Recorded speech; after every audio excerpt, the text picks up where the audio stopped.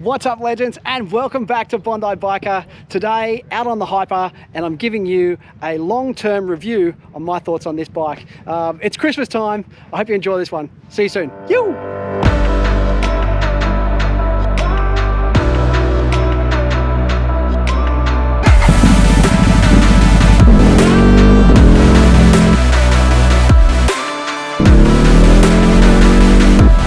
Merry Christmas! And welcome back to the channel. Today, out on the Hyper, and we're giving it a bit of a run, and wanted to give you a long-term view of this bike and how I've been feeling about it, and what my thoughts are into 2022. Don't forget, if you're liking the content, guys, please like, subscribe, and drop me a comment. I really appreciate the support. It means a hell of a lot. And yeah, please share amongst your friends as well. That'd be epic. But here we go, on the Hyper. Got some great little twisties to enjoy today. It's been a real blast owning this bike. And I've had mixed feelings of this bike overall, and as I was just sort of riding down here, I was sort of thinking a little bit about that in terms of what I've expected in owning a Hyper as opposed to what it really is. And it's a fantastic bike, don't get me wrong. You know, I enjoy riding it, and it offers a lot, but it's got some niggles. And you know, there's that old saying of never meet your heroes. I'm not sure if this is that case or not, but you know, it's one of those funny things where when you've always wanted something, and you know, to have it, whether it lives up to your expectation or not, is another thing altogether, right?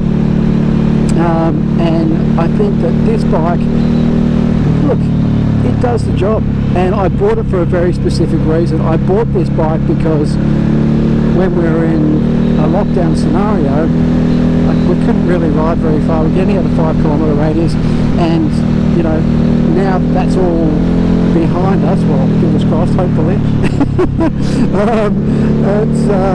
It's a bit of a different sort of set of circumstances, right?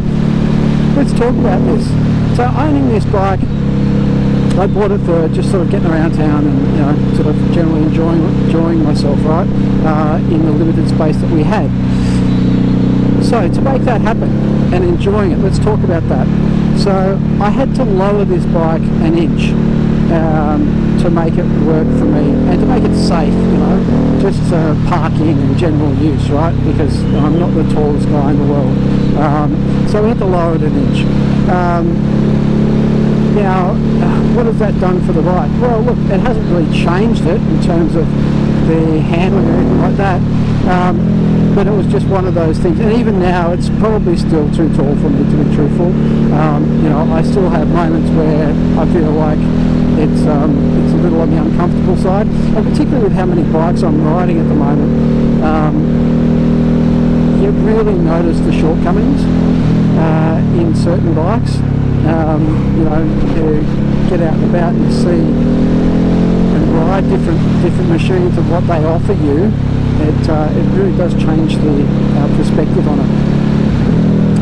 So that was one thing. Now, in terms of riding, everyday riding, quick shifter is okay. You know, quick shifter is not bad. You know, it's clunky, like compared to other bikes.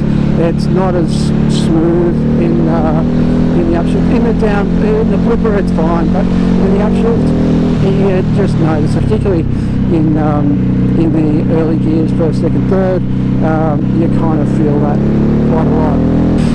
I suppose the gearing is the next thing that I wanted to talk about, because the gearing on this, first and second, is very, very short.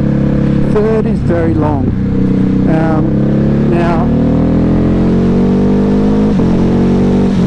as you can see, so look, that's one of those things that, you know, when you're sitting in traffic and whatnot, that can be a bit of a pest. And then we come down to the engine braking. The engine braking on this bike is quite extreme.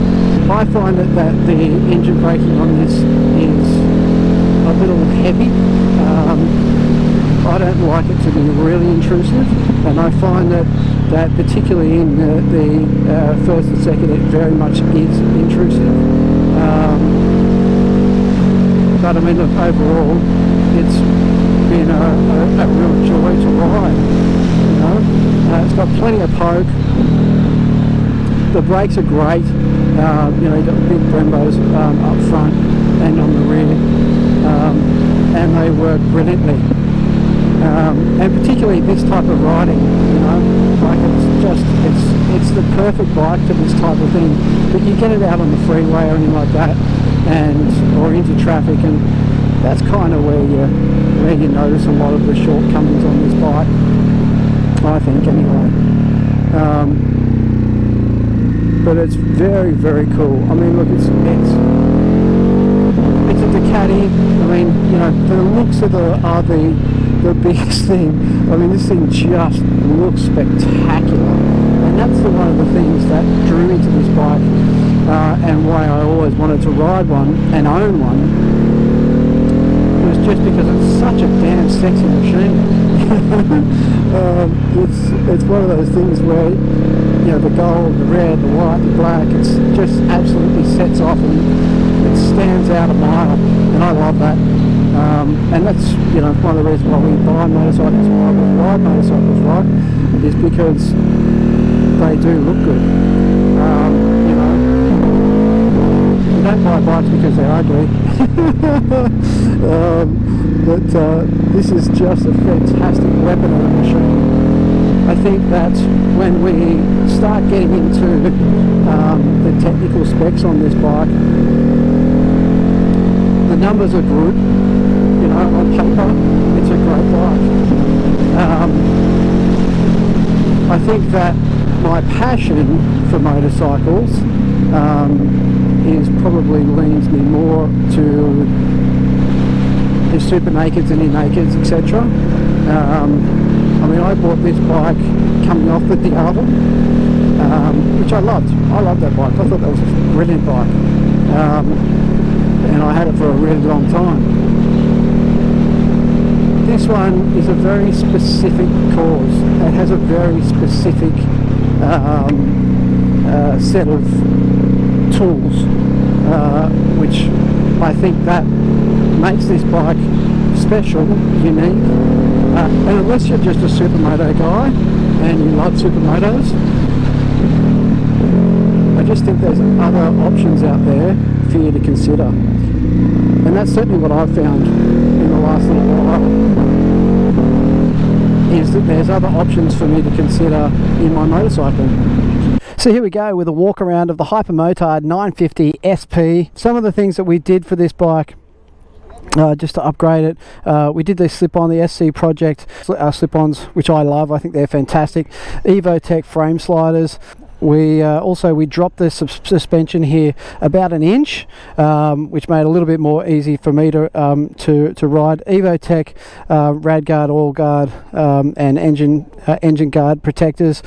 A few extra bits of pieces of carbon.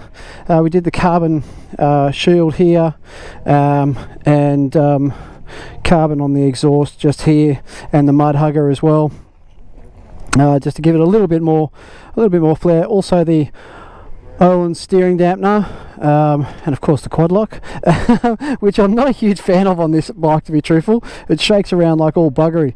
So Olin's suspension, even when we dropped it an inch, all Olin's components, which is great. Endurance chain, and yeah, lots of, we also have these the shorty levers as well, which are quite good. It's got the Brembo brakes, which are fantastic. They work so well. The Brembos on this thing, just the stopping power on this bike, it really does pull it up very, very well. The engine's fantastic. The only downside, the only thing which I've noticed with this bike has been just the false neutrals. It drops out of gear all the time. So there's one of those things that I'm going to have to have looked at. But it's been fantastic. This engine is brilliant. you got these great LEDs at the front end. I mean, that's the best looking front end motorcycle, and that was one of the things that drew me to this bike, was just how good looking it is. It is an absolutely stunning bike, and has really been a pleasure to own. But there you go, the Hypermotard 950 SP. If you're looking for one of these, yeah, do yourself a favor. They're an absolutely cracking bike, and I think you'll really enjoy riding it, as I have. So there you go, we're going to get back on the road and get back into some twisties, have a bit more fun, and we'll talk a little bit more.